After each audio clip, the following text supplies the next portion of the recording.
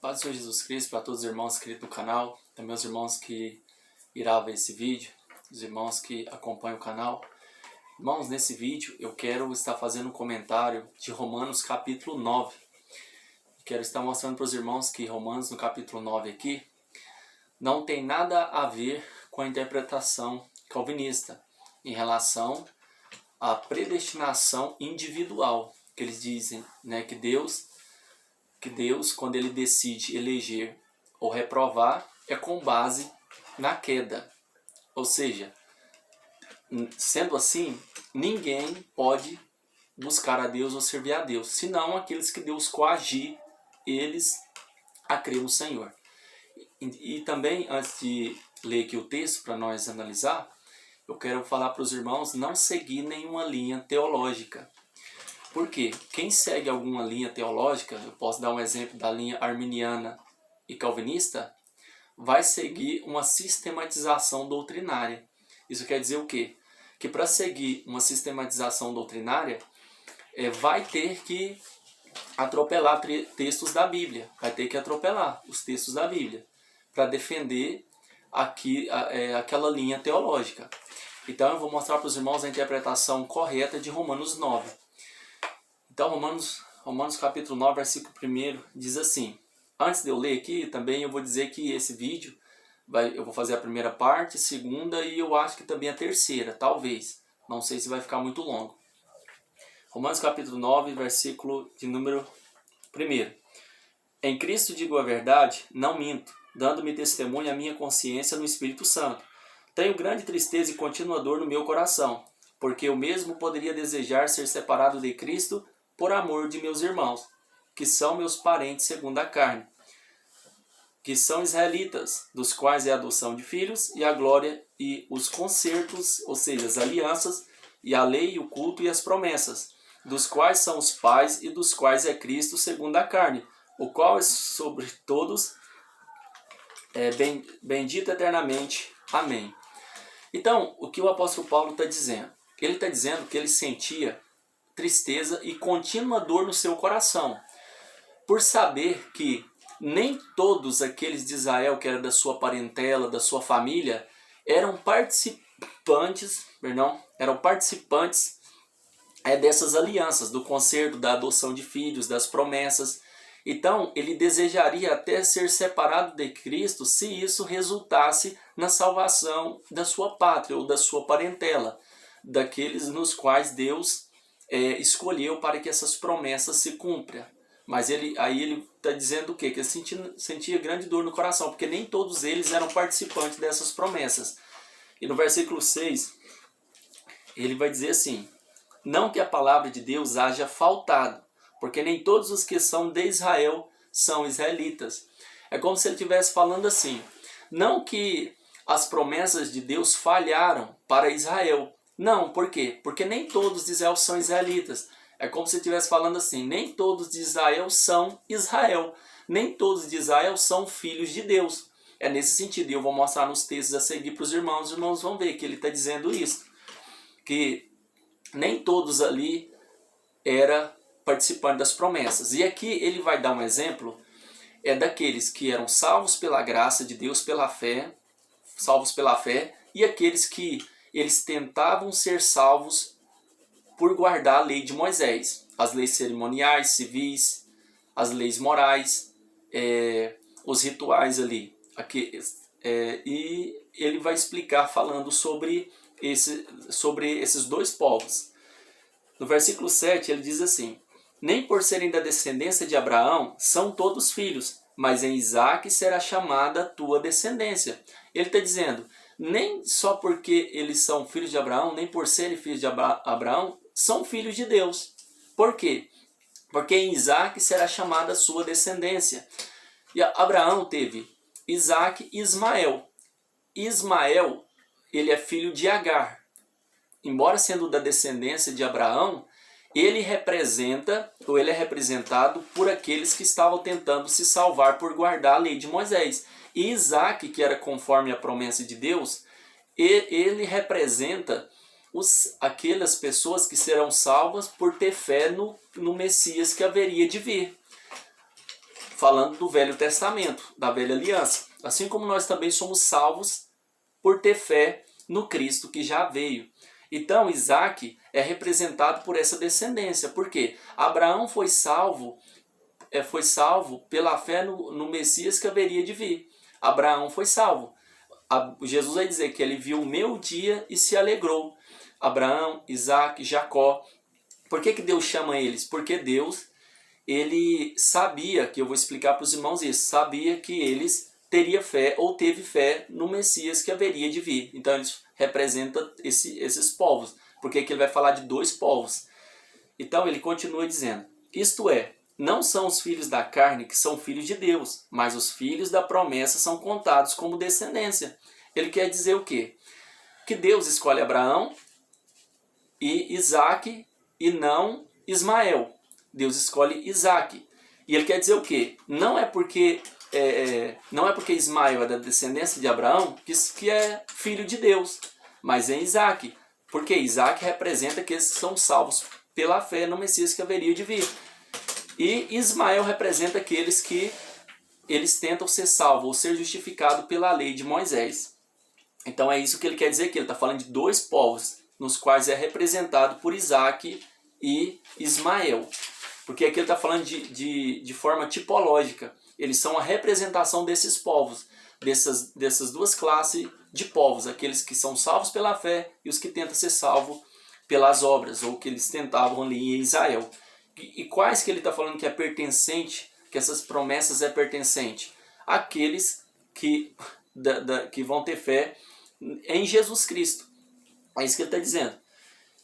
Então, o versículo 9. Porque a palavra da promessa é esta. Por este tempo virei e Sara terá um filho. E não somente esta, mas também Rebeca, quando concebeu de Isaque, o nosso pai. Ele está dizendo, e a palavra da promessa é esta. Quando ele fala a palavra da promessa é esta, ele vai falar de Sara, que teve Isaque, e também ele vai falar de Ismael, né, que é filho de Agar. E ele está dizendo o quê? E ele vai dizer que Isaque casa com Rebeca, e Rebeca nasce Jacó e Esaú. Aí ele está dizendo que esses filhos da promessa são esses escolhidos por Deus para que os propósitos de Deus quanto à eleição ficassem firmes, para que cumprisse esses propósitos de Deus quanto à eleição. E eu vou explicar para os irmãos a seguir. E ele está falando então aqui de Esaú e de Jacó. Ou seja, Jacó é Israel e Esaú é Edom. Então Jacó representa aqueles que são salvos pela fé no Cristo que haveria de vir. E Edom é representado por aquele povo que estava tentando se salvar pela lei de Moisés, nos quais não era pertencente essas promessas, as alianças, os concertos, a adoção de filhos, os cultos e as promessas. E no versículo 11 vai dizer assim, porque não tendo eles ainda nascido, nem tendo feito bem ou mal, para que o propósito de Deus, segundo a eleição, ficasse firme, não por causa das obras, mas por aquele que chama. Então ele vai dizer assim, ele vai dizer que antes de Esaú e Jacó nascer, antes deles ter feito bem ou mal, Deus escolhe Jacó. Aí ele vai dizer, para que o propósito de Deus quanto à eleição ficasse firme. Aí ele vai dizer assim, não por causa das obras, mas por aquele que chama. Então, ele está dizendo o que aqui? Qual que é o propósito de Deus quanto à eleição? A salvação por meio da fé e não por meio das obras. Por isso que ele está dizendo aqui, Deus não esperou Jacó e Esaú crescer para que ele escolhesse Jacó, porque senão ia ser pelas obras. Por que ele fala que Deus escolheu desde o ventre? Porque ele está falando de forma tipológica. Ele é representado por esses que é salvo não por obras, mas pela fé em Jesus Cristo, para que o propósito de Deus quanto à eleição ficasse firme. Aí ele vai dizer assim, por que Deus chamou Jacó? Por que ele chamou Jacó? Porque Jacó, Deus, pela a sua presciência ou pré-conhecimento, ele sabia que Jacó, ele creria nas promessas de Deus, ele creria, aceitaria as promessas de Deus. E ele vai dizer o quê? Eles ainda não tinham nascido para que o propósito de Deus quanto à eleição ficasse firme, não por causa das obras, mas por aquele que chama. Ou seja, quem que chama? Deus. E quem são os chamados? Ele vai falar quem são os chamados em Romanos capítulo 8, versículo 29. Porque os que dantes conheceu, também os predestinou para ser conforme a imagem de seu Filho, a fim de que ele seja primogênito entre muitos irmãos. E os que predestinou, a esses também chamou. Olha o que está dizendo aqui, ó. E aos que chamou, a esses também justificou, e aos que justificou, a esses também glorificou. Quem são os chamados? Os predestinados. Quem são aqueles que foi predestinado para ser conforme a imagem de seu Filho? Aqueles que ele dantes conheceu, de antemão conheceu. Ou seja, Deus no seu plano eterno, desde antes da fundação do mundo, no seu propósito, Deus ele conheceu aqueles que creriam no Messias, pela fé prevista. Deus viu esses que creram no Messias, esses foram eleitos. Os que dantes conheceu, esse predestinou para filhos de adoção, como está em Efésios capítulo 1, versículo 4. Como também nos elegeu nele antes da fundação do mundo. Aí vai dizer, como também nos predestinou, e também nos predestinou para filhos de adoção. Esses são pertencentes a essas promessas, a adoção de filhos, os conselhos, as alianças, as promessas de Deus. Então ele está falando o quê? Esses são chamados. Então ele está falando que, falando de forma tipológica, que Isaac e Jacó representa, também Abraão representa esses que terão fé no Messias que vir, no Messias que há de vir, ou que foi manifestado no Messias. Então, quem são chamados? Quem é esse que está falando aqui? Que Deus chama. E quem são chamados? Os eleitos segundo a presciência de Deus. Como está em 1 Pedro capítulo 1, versículo 2. Que somos eleitos segundo a presciência de Deus, segundo o pré-conhecimento de Deus. Deus, ele anteviu aqueles que creria e esses ele elegeu. E esses são chamados por Deus. Então ele está dizendo que dentro desses dois povos, ele está falando que é pertencente a essas promessas de Deus aqueles que creriam no Messias. E esse outro povo que não é o eleito, os eleitos, é aqueles que não creram no Messias. E Deus de antemão já sabia. Então, ele está falando aqui, dando o exemplo deles, que é de forma tipológica, representando esses dois povos. Então, ele vai dizer que no versículo de número 2, foi-lhe dito a ela, o maior servirá o menor. O maior servirá o menor. Aqui nesse texto aqui já nos mostra que Deus ele não está falando de uma eleição individual, mas uma eleição corporativa em relação à igreja. Por quê? Quando ele fala assim, ó, o maior servirá o menor, se você vê a história de Jacó e Esaú, você vai perceber que Esaú nunca serviu a Jacó e Esaú foi o primogênito. Mas Deus escolheu Jacó. E ele está dizendo o quê? Que o maior servirá o menor. Mas como pessoas, Esaú nunca serviu a Jacó. Aí os que defendem a predestinação individual, né, a predestinação calvinista, isso quer dizer o quê? Não, mas isso não tem nada a ver. Porque quando Jacó foi abençoar, quando Isaac foi abençoar Jacó, ele disse que Esaú ia servir a Jacó. Mas então, se não se cumpriu como pessoa, é porque Esaú foi desobediente. Aí eles querem dizer isso, foi desobediente. Mas o texto vai dizer claramente que Deus vai dizer que o maior servirá ao menor. Se Deus disse, ia acontecer. Porque Deus não é homem para que minta. Deus ele não errou, ele sabia. E como se cumpriu aqui? Como pessoa ou como povo de Israel? O povo de Edom, eles serviram por um tempo a Israel e se cumpriu como povos, ou seja, a representação desse povo. E não está falando aqui de como pessoa, Jacó e Esaú. E Gênesis capítulo 25, versículo 23, já nos mostra claramente que ele está falando que estava no ventre ali de Rebeca, era duas nações. E ele diz que a nação ia servir a outra. Olha aqui, Gênesis capítulo 25, 23. E o Senhor lhe disse, duas nações há no teu ventre, e dois povos se dividirão.